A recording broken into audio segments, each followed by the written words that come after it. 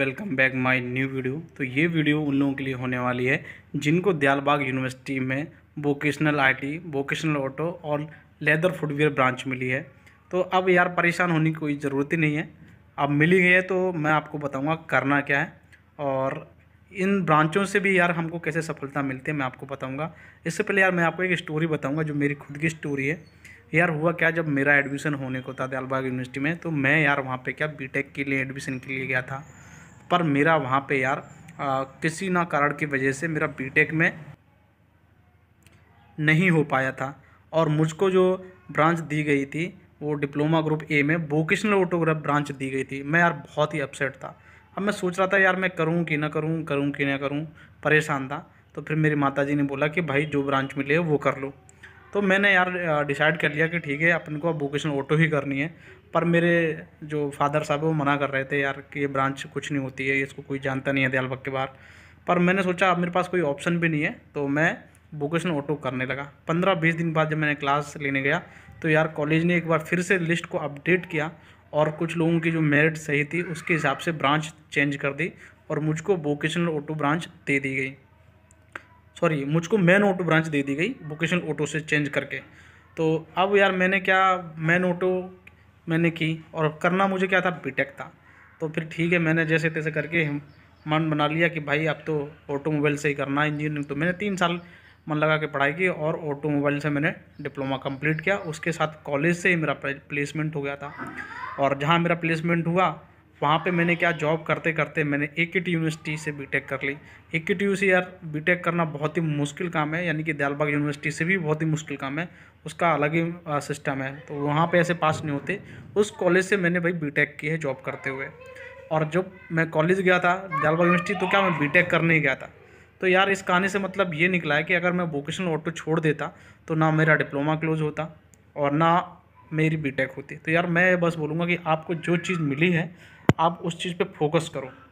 अब मैं आपको बताऊंगा कि यार क्या क्या ऐसा कारण है और कैसे हम क्या करें कि हमारी जो वोकेशनल ऑटो ब्रांच है उससे हमको यार थोड़ा दूसरी ब्रांच मिल जाए और उससे हमको सफलता भी मिल जाए कि भाई हमारी मैथ ख़राब ना जाए। तो सबसे पहले यार ऑप्शन ये होता है कि आप परसेंटेज आप मेंटेन करो, 80 के आसपास परसेंटेज मेंटेन करो। जब आपकी 80 के आसपास परसेंटेज मेंटेन होगी, वोकेशनल ऑटो हो चाहे आईटी हो चाहे फुटवियर हो, तो यार क्या होता है सेकेंड ईयर में एक होता है ब्रांच चेंज का ऑप्शन आता है और आपको क्या करना, ब्रांच चेंज का फॉर्म फिल कर देना है। 80% आपकी मेंटेन है तो आपकी ब्रांच 120% चेंज हो जानी है। यानी कि वोकेशनल ऑटो से आपको हो सकता है मैकेनिकल दे दे, इलेक्ट्रिकल दे दे, सिविल दे दें, ऑटोमोबाइल दे दें, यानी कि ब्रांच आपकी चेंज हो जानी है। ये सेम वोकेशनल ऑटो वालों के लिए और वोकेशनल आईटी वालों के लिए और फुटवेयर वालों के लिए। तो सबसे पहले यार हमारा काम क्या है कि हमको मेहनत कर दी है। अब यार सीन ये होता है कि हमने तो अभी देख लिया, बड़ा मोटिवेशन हो गए और हम कॉलेज में जाते हैं तो 1-2 महीने मोटिवेट रहते हैं, उसके बाद फिर पढ़ने में मन नहीं लगता क्योंकि ये संगत ऐसी हो जाती है और हम जो हमारा एम होता है उसको हम भूल जाते हैं कि हमको करना क्या होता है। तो मैं आपको बता दूं, यदि आप चाहते हो कि 3 साल के बाद हमको घर पे ना बैठना पड़े तो भाई अभी से बता रहा हूँ कि आपको सबसे पहले परसेंटेज मेंटेन करनी है और उसके थ्रू आपको ब्रांच चेंज करनी है। एक तो ये पहला सीन हो गया। फिर उसके बाद यदि 8 CGP आपके पास मेंटेन है तो फिर होता है कि यार सेकेंड ईयर में फॉर्म निकलते हैं, लेटरल एंट्री के फॉर्म निकलते हैं। वो सबके लिए होता है, डिप्लोमा ग्रुप वालों के लिए। तो ये आपने 8 CGP मेंटेन किया है तो जैसे आप लेटरल एंट्री का फॉर्म फिल करोगे और वहाँ पे आप क्वालिफाई कर जाओगे तो आपका जो बीटेक में सेकेंड ईयर में एडमिशन हो जाता है डायरेक्ट। चाहे आप वोकेशनल ऑटो वाले हो, चाहे आईटी वाले हो, चाहे लेदर फुटवेयर वाले हो। तो यहाँ पे 2 क्राइटेरिया हैं, या तो आपको ब्रांच चेंज करनी है तो 8 CGP मेंटेन करके रखनी है, और आपको सीधे लेटर एंट्री थ्रू बीटेक में एडमिशन लेना है तो आपको परसेंटेज मेंटेन करके रखी है। यानी कि दोनों कंडीशन में आपको परसेंटेज ही मेंटेन करके रखनी है यदि आप चाहते हो कि भाई मैं कुछ अलग करके दिखाऊँ। ये हो गया वोकेशनल ऑटो वालों के लिए। अब इसके बाद ये एक सीन है, मान लो आपने परसेंटेज भी मेंटेन करके नहीं रखी है और आपकी ना ब्रांच चेंज हुई है और कुछ भी नहीं हुआ है, तो यार थर्ड ऑप्शन ये होता है कि आपकी वोकेशनल ऑटो से या आईटी से आप क्या हो तो नेक्स्ट ईयर आप किसी कॉलेज में जाओगे तो आप लेटर एंट्री से भी एडमिशन ले लोगे।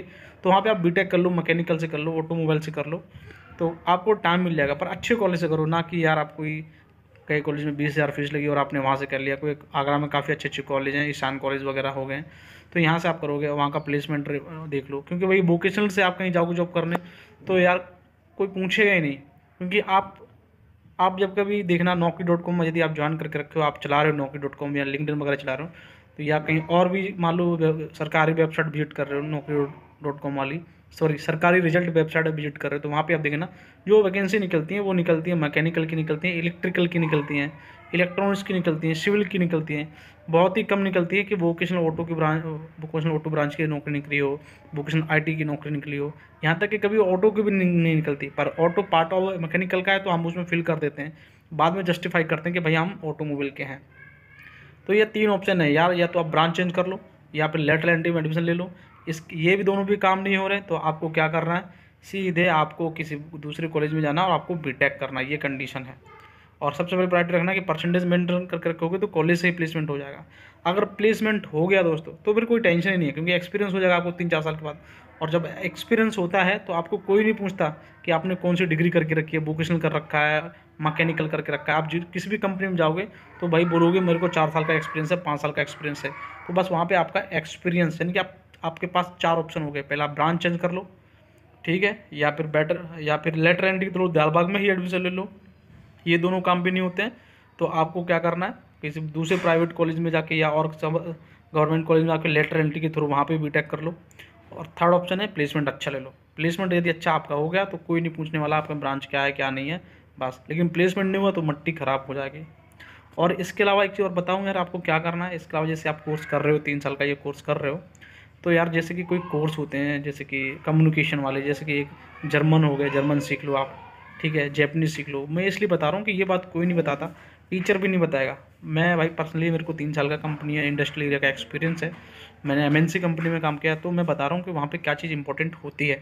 यदि आपका भाई आपकी डिप्लोमा अच्छे से नहीं हुई, कोई चीज़ अच्छी नहीं हुई है, तो यार कंपनियाँ जो ट्रांसलेटर की वैकेंसी निकालती हैं, इसको भाई जैपनीज़ आनी चाहिए, जर्मन आना चाहिए, ठीक है, स्पेनिश आनी चाहिए, क्योंकि अपनी इंडिया में जितनी भी कंपनी है वो ज़्यादातर जैपनीज़ कंपनी है, जर्मन कंपनियाँ हैं, तो ट्रांसलेटर की ज़रूरत पड़ती है। तो यार मेरी तरफ से यही बेस्ट एडवाइस है, क्योंकि जब मैं डिप्लोमा कर रहा था मुझे किसी ने कुछ नहीं बताया था कि ऐसे भी करो ऐसे भी करो और हमारे पास ये ऑप्शन हो सकते हैं। तो मेरे पास सिर्फ एक ही ऑप्शन था, डिप्लोमा करो और जॉब लो। यानी कि मेरे पास डिप्लोमा के अलावा ऐसी कोई भी स्किल नहीं थी जिससे मैं जॉब ले सकूं। पर मैं आपको बता रहा हूँ आपके पास बहुत सारी स्किल होंगी। जैसे मैं बोला कि भाई आप ये कोई लैंग्वेज सीख लो, इसके अलावा जैसे कोई सॉलिड वर्क है, सॉफ्टवेयर आता है, वहाँ पे आप डिजाइनिंग सीख लो, ऑटोकैड सीख लो।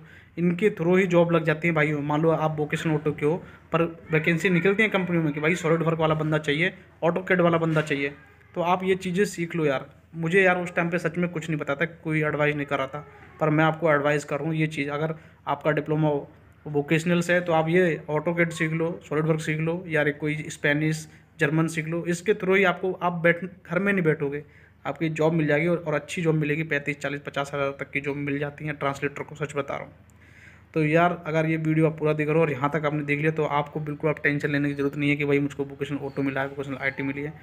आप इन चीज़ों को फॉलो करो तो सच में बता रहा हूँ आपको टेंशन लेने की ज़रूरत नहीं है। आप यहाँ जाओगे, और ऐसे ही लोग आगे बढ़ते हैं। यदि आप सोचोगे कि भाई मेरे को ये मिला मैं नहीं करूँगा, घर पे बैठ जाऊँगा, तो कुछ नहीं होने वाला भाई।